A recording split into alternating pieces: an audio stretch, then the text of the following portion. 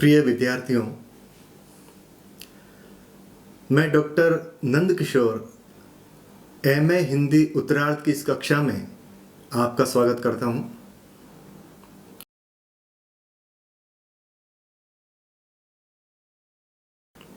रीतिकाल की बात करें तो रीतिकाल के नामकरण पर निबंध पूछा जा सकता है, रीतिबद्ध काव्यधारा पर, रीति सिद्ध काव्यधारा पर और रीति मुक्त काव्यधारा पर निबंध पूछा जा सकता है। रीति काव्य को भक्ति, नीति और श्रृंगार की त्रिवेणी क्यों कहा जाता है, इस पर भी निबंध पूछा जा सकता है। विद्यार्थियों, बिहारी पर निबंध पूछा जा सकता है। आधुनिक काल की हम बात करें तो भारतेंदु युग, द्विवेदी युग, छायावाद, प्रयोगवाद, प्रगतिवाद, नई कविता, नई कहानी, हिंदी उपन्यास, हिंदी नाटक, हिंदी एकांकी, इन सब विषयों पर निबंध पूछे जा सकते हैं। विद्यार्थियों, इसके अलावा काव्य शास्त्र के जितने भी संप्रदाय हैं उन पर भी निबंध पूछा जा सकता है।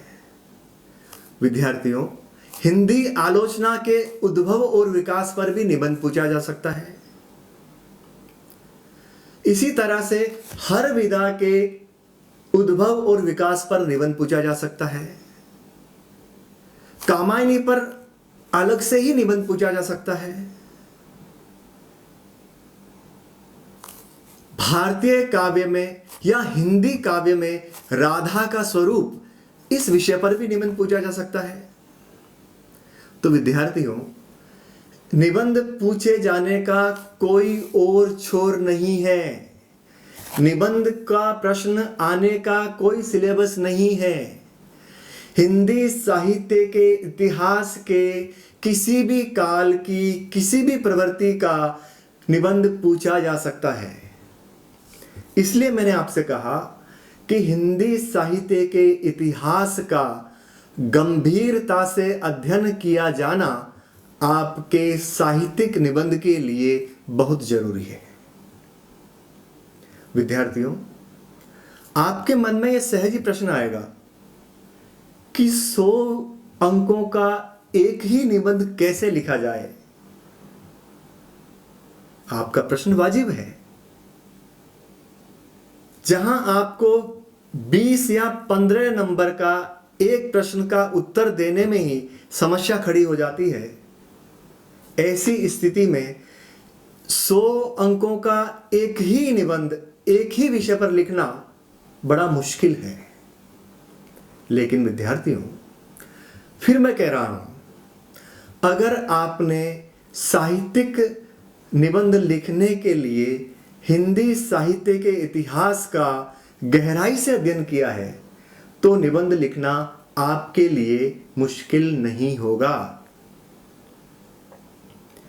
मैं आपको थोड़ा सा इस विषय को आसान बनाने के लिए एक टिप्स देता हूं। विद्यार्थियों, साहित्यिक निबंध लिखने के लिए आपको किसी भी विषय के निबंध को 5 मुख्य भागों में विभाजित कर लेना है। हाँ विद्यार्थियों,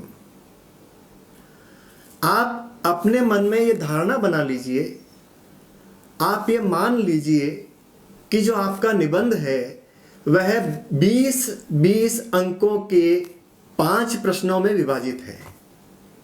जी हाँ, बिल्कुल, आप उस निबंध को 5 बराबर बराबर भागों में विभाजित कर लीजिए और उन 5 भागों को अलग अलग तैयार करके अपना एक निबंध तैयार कर लीजिए।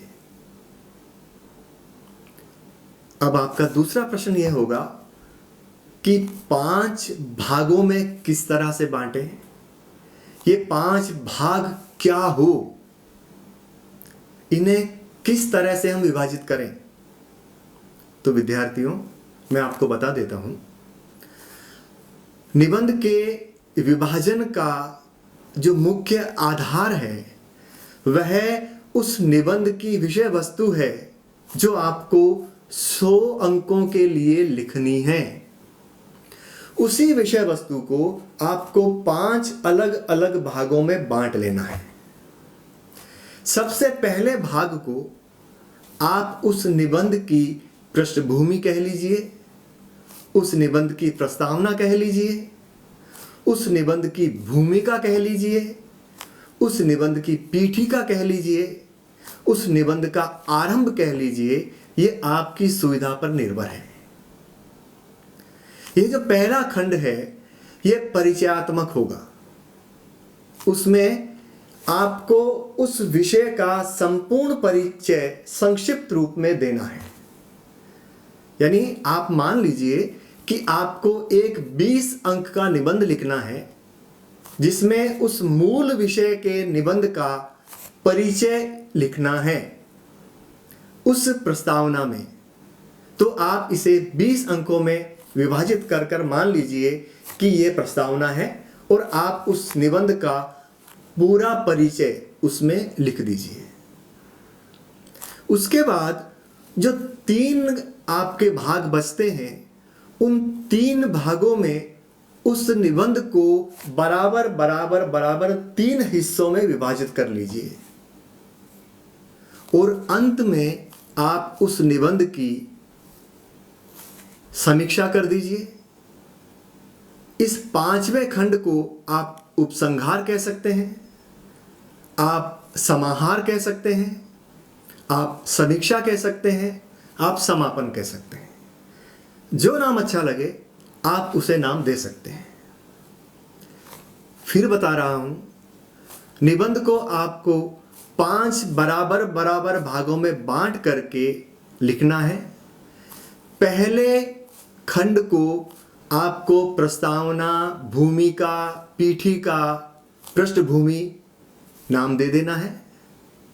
बाकी 3 खंड आप उस निबंध की, उस विषय की विषय वस्तु के आधार पर अपने आप विभाजित कर लीजिए और उसके बाद अंतिम जो खंड है उसे उपसंहार, सारांश, समीक्षा, निष्कर्ष इन नामों से विभाजित कर दीजिए। यानी इस नाम को देकर के आप उस निबंध का समाहार कर दीजिए।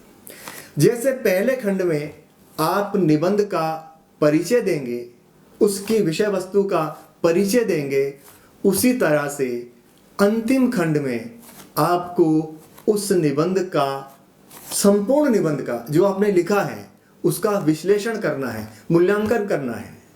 उस निबंध में क्या अच्छाइयाँ हैं, क्या बुराइयाँ हैं, क्या संभावनाएं हैं, क्या सीमाएं हैं, इन सब का उल्लेख आपको उसमें कर देना है। विद्यार्थियों, एक निबंध का उदाहरण मैं आपको देता हूं। विद्यार्थियों, अगर आपको छायावाद पर निबंध लिखना है तो आप क्या करेंगे, किस तरह से विभाजित करेंगे? विद्यार्थियों, सबसे पहला बिंदु आप बनाइए छायावाद की पृष्ठभूमि। अब छायावाद की पृष्ठभूमि क्या होगी ये आप अध्ययन कीजिए।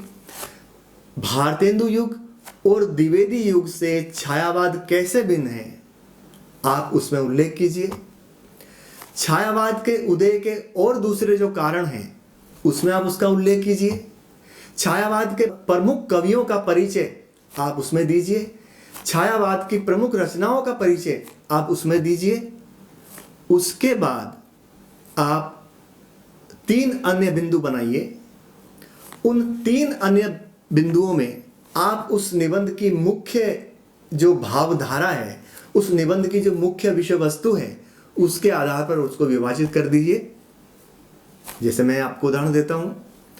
अब दूसरा बिंदु बनाइए जिसमें लिखिए छायावाद के प्रमुख कवि, उनकी रचनाएं और उनकी विचारधारा। आप तीसरा बिंदु बनाइए छायावाद की मुख्य रचनाओं का मूल्यांकन।